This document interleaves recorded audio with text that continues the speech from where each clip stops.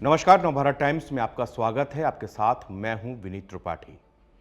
बंधे हुए हाथ, कमर से लेकर पैरों तक बेड़ियां, सैन्य विमान में एक ही वॉशरूम और चारों तरफ अमेरिकी सैनिक।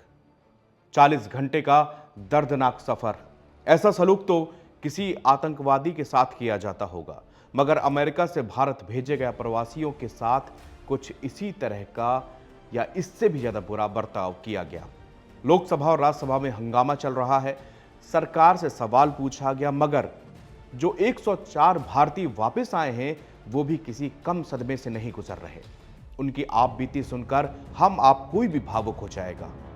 पहली खेप में भारत पहुंचे भारतीयों में सबसे ज्यादा गुजरात और हरियाणा के हैं। इसके बाद पंजाब से 30 लोग ऐसे रहने वाले हैं जो अमेरिका से डिपोर्ट किए गए हैं।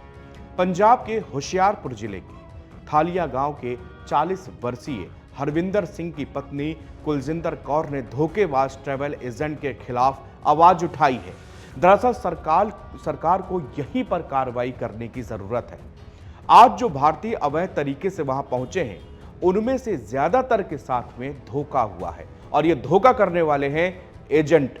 इनके बारे में कोई आवाज नहीं उठा रहा, उनको कोई गुनहगार क्यों नहीं बता रहा। सोशल मीडिया पर भी उनको भला बुरा कहा जा रहा है कि जो किसी मजबूरीवश विदेश गए हैं। कोई गरीबी मिटाने के लिए गया तो कोई अपने बच्चे की अच्छी परवरिश के लिए गया, कोई जीवन जीने के बेहतर तरीकों के लिए गया, मगर वो कानूनन तरीके से जाना चाहता था। इन फरेबी एजेंट्स ने मोटी रकम के लिए उनके परिवार के साथ, उसकी जिंदगी के साथ में बहुत बड़ा धोखा किया है। हरविंदर सिंह की पत्नी कुलजिंदर कौर अब आवाज उठा रही हैं। वो कहती हैं कि उनके पति को अमेरिका की सुरक्षित और तुरंत यात्रा का झूठा वादा करके फुसलाया गया था, जबकि हरविंदर को अमेरिका तक पहुंचने के लिए डंकी रूट अपनाने को मजबूर किया गया।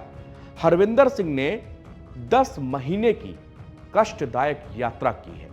इससे परिवार को 42 लाख रुपए के कर्ज में डूब गया है। कुलजिंदर अपनी कहानी को आगे बढ़ाती हैं। वो कहती हैं कि गरीबी ने उनके पति को विदेश में बेहतर भविष्य की तलाश करने के लिए प्रेरित किया था, लेकिन उनका कभी भी अवैध रास्ता अपनाने का इरादा नहीं था। एजेंट ने उनको झूठी दिलासा दी।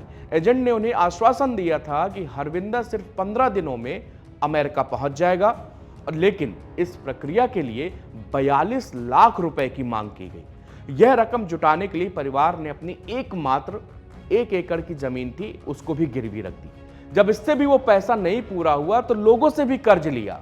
अब कर्ज देने वाले लोगों ने भारी ब्याज ली। उम्मीद थी कि अमेरिका में जाकर लाखों की कमाई करेंगे और इससे जो है वो कर्ज का पैसा भी हम चुका देंगे। डबडबाई हुई आंखें और कांपते होठों से कुलजिंदर अपनी कहानी को बयां कर रही हैं और कह रही हैं कि 10 महीने तक मेरे पति को अलग अलग कई देशों के बीच में घुमाया गया। उसे करीब 1.5 महीने के लिए ब्राजील ले जाया गया, फिर चीन ले जाया गया, इसके बाद कई और दूसरे देशों में ले जाया गया। उसे एक जगह से दूसरी जगह तक ऐसे भेजा गया जैसे कोई खेल का मोहरा हो। वो कभी अमेरिका नहीं पहुंच पाया।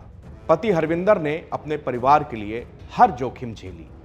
हर खतरनाक हालातों में भी वो डटा रहा। घने जंगल, खतरनाक नदियां, समुद्र पार किया। कठिनाइयों के बावजूद वो हर वक्त जब भी संभव होता था तो परिवार से बात करता रहा।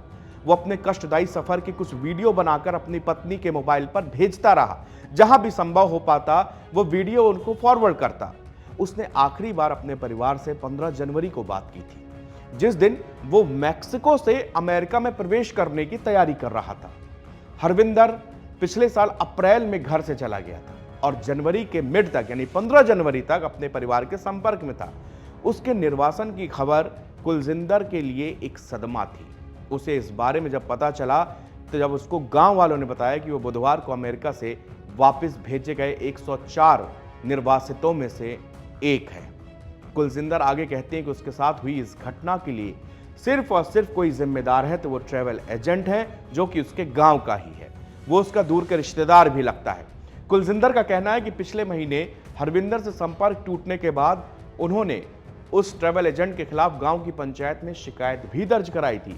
अब वो एजेंट के खिलाफ सख्त कार्रवाई और यात्रा पर खर्च किए गए 42 लाख रुपए वापस करने की मांग कर रही हैं। रोते रोते कुलजिंदर कहती हैं कि हमने वो सब खो दिया।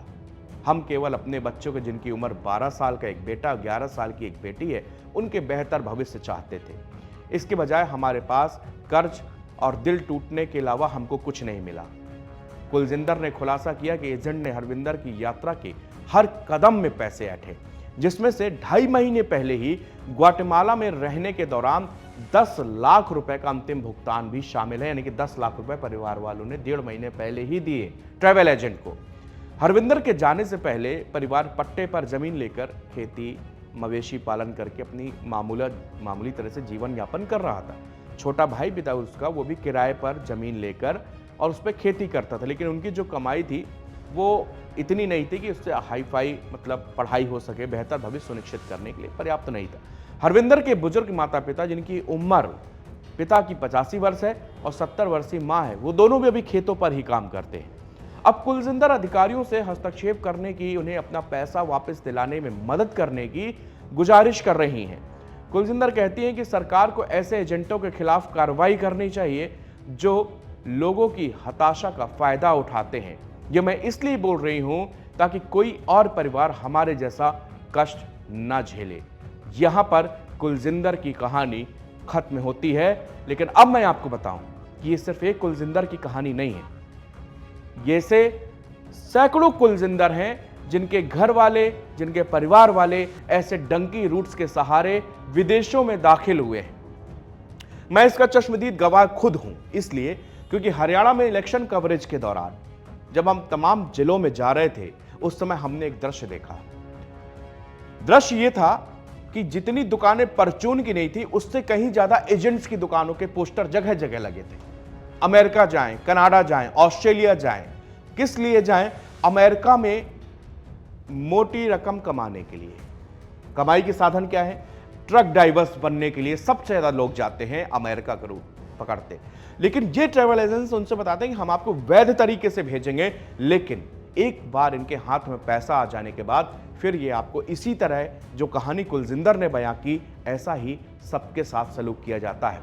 तो अब जरूरत है इन ऐसे एजेंट्स के खिलाफ एक ऐसा कड़ा एक्शन लेने की कि ये लोग इस तरह से दूसरों की जिंदगियों के साथ खिलवाड़ ना करें।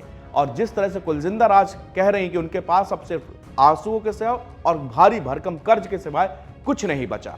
सच में 42, 50 लाख, 60 लाख इस तरह की रकम लगती है। एक दूसरे से अमेरिका एजेंट्स लेते हैं कि हम आपको फलाने देश में एंट्री करा देंगे, लेकिन ये नहीं हो पाता। इसलिए सरकार को अब इस पर नकेल कसनी चाहिए।